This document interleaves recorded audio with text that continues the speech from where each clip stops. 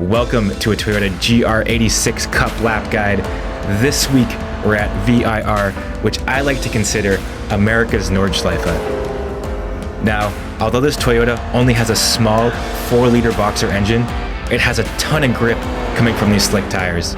And that makes it the perfect training tool to hone your skills before progressing into a GT4 or a GT3 car. But this car also has a couple quirks too, like its tendency to spin under heavy braking or to lift the inside tire in tight corners. So we need to not only tame, but to exploit these traits in order to put in a fast lap around America's green hell, VIR. Coming across the line to start our fast lap as we head into turn 1, which is a 180-degree right-hand hairpin. Now this corner seems to really exacerbate all of the quirks of the GR86 because the car will want to spin as we're heavy on the brakes into turn 1, and then through the apex and exit, the right front tire will lift off of the ground. So we're going to be braking hard about 10 meters before the 2-board on the left-hand side. But in order to keep the car from spinning when we're on the brakes, I'm really focusing on keeping the steering wheel pointed in a straight line. So we are hard on the brakes all the way to 100% brake pressure, but I'm really focusing on keeping the car pointed forward, the steering wheel pointed in a straight line. But as we come in towards the apex, I start to slowly peel off the brake and slowly turn the car into the corner. I'll show you that one more time. Really slowly turning the car into the corner and then really slowly peeling off the brake pedal as well as I turn in. But as we get into the apex, we are now focused on the second issue, which is the right front tire lifting up off of the ground. All this will do is cause a bit of understeer, but you still need to be ready for it. So we come through the apex, we are hard on the throttle, not quite to full throttle yet because our right front tire just picked up off the ground. We got a little bit of understeer. We are now hard on the throttle again, keeping the car tight to the right-hand side because we are setting up a series of 2 really challenging corners. It's a fast left-hander where we intentionally miss the apex to set up a straight line braking zone for a really challenging tight left-hander. So, as I said, we're going to intentionally miss this apex curb on the left-hand side to set us up for as wide a radius as possible through this tricky left-hander. We're going to be braking right about here, but because the car likes to spin when we're on the brakes, I'm only applying the brakes to about 20 or 30% pressure to keep the car from over-rotating as we enter the corner. Only trail braking to about here before we get hard on the throttle as we touch our left side tire on the apex curb. Touch that left side tire, hard on the throttle, use the apex curb on the right-hand side. Coming into a challenging left-right complex where we're going to sacrifice the exit of the left-hander to set us up to be flat out through the right-hander.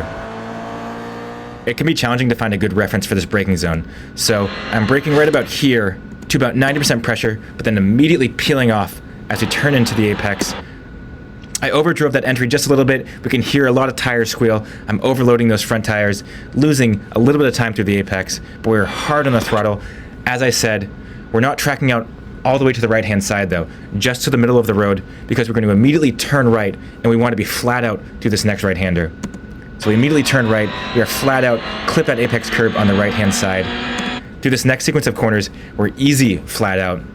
We're going to hit this right-hand curb, hit the left-hand curb, minimize the distance traveled through this sequence. Third gear, rev all the way to the blue lights on the dashboard, into fourth gear, coming into the S's, which again is easy flat out. We just want to minimize the distance traveled. So we're going to touch that left front tire, touch the right front tire, touch the left front again, and then keep it all the way to the right-hand side to set up this really fast sweeping left-hand corner. It's a fairly conventional corner, but we want to be on the throttle early as we get through the apex. As we enter this corner, we're coming over a crest, and just before the road levels out is where I'm hitting the brakes.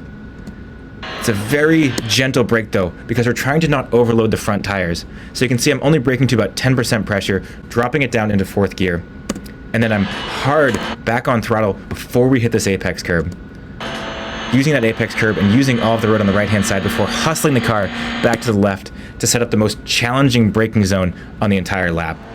We're braking all the way through this first apex and trail braking all the way into the second apex before getting hard on the throttle, trying to get a great launch onto the long straight. We're going to apply the brakes right at this 2-board in front of us, but we're going to apply them gently to try to keep the car from over-rotating and spinning in the braking zone. So just with that 2-board, I apply the brakes only to about 50% pressure though. That's about the maximum we can ask from these tires through this braking zone. We're going to slowly peel off as we come to the first apex, trying to keep the car from spinning. You can see I'm just dancing the car all the way through this braking zone as it tries to slide. Trail braking all the way into the second apex, trying to hit the second apex curb actually, and trying to get hard on the throttle as we come out of the exit. But I'm just carrying slightly too much speed through the apex, so we're a little bit late getting back to throttle. This is going to cost us speed all the way down this long straight, maybe about 1/10 of a second because I was late getting on the throttle. But we're revving the car all the way to the blue lights on the dashboard, and we get that red on the dial. And we're actually going to leave the car in 4th gear as we come over this crest because there's so little power when we switch into 5th gear. So leave it in 4th gear, leave it in 4th gear. Finally change into 5th gear as we come down the hill and into a really challenging left complex. Because we're turning while braking through this first left-hander, I'm actually a bit more gentle on the brakes. But as we straighten out and go into the right-hander, I apply the brakes even harder. I'm using these red barriers on the right-hand side as my braking reference, and I'm braking about 10 meters before them. As I said, we're only applying the brakes to about 50% pressure, trying not to overload the tires as we turn into this left-hander. But as we come through the left-hander and go in a straight line, I'm able to apply the brakes even more. We can see that right about there, I'm at about 80% pressure. And we trail brake all the way into this right-hand apex before getting hard on the throttle through the exit. Easy flat out through this left-hander, 2nd gear, rev it all the way out into 3rd gear, coming into the final sequence on the lap. You need to be really comfortable just sending it through the left-hander and the right-hander and using as much curb as possible. Through the left-hander, we're going to be lifting off throttle after we turn in. So we turn in and then lift off the throttle as we come through the first apex, only to about 10% throttle though, not completely off the throttle. And then as we come over this apex, I'm going to lift all the way off the throttle, just gently touch the brakes, trying to not overload the tires through this fast corner. Just gently touch the brakes, about 5% brake there, before we're hard back on throttle, abusing that apex curb on the right-hand side. Hard back on throttle, rev it all the way out in 3rd gear, see those blue lights, rev it all the way out again in 4th gear. Waiting patiently to see these blue lights and patiently to come across the line to set a 209.467. Thank you all so much for watching. I really appreciate you all. I appreciate the support so much. I hope you have a great week of racing and that you're enjoying this brand new GR86. Thank you again for watching. See you guys next time.